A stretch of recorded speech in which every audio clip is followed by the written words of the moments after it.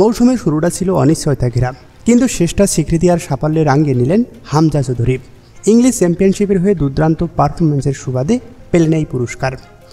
Leicester সিটির হয়ে মৌসুম শুরু করলেও নিয়মিত একাদশে জায়গা করে নিতে পারেননি বাংলাদেশি হামজা। তবে মৌসুমের মাঝপথে শেফাল্ড ইউনাইটেডে যোগ দিয়েই যেন নিজের পুরনো ছন্দ ফিরে পান এই তারকা। কোচ ক্রিস ওয়ার্ল্ডের অধীনে কখনো মিডফিল্ডে, কখনো রাইট ব্যাগে প্রতিটি পজিশনে খেলেছেন আত্মবিশ্বাসের সঙ্গে। তার সেই পারফরমেন্স এবার এনে দিয়েছে মর্যাদাপূর্ণ স্বীকৃতি।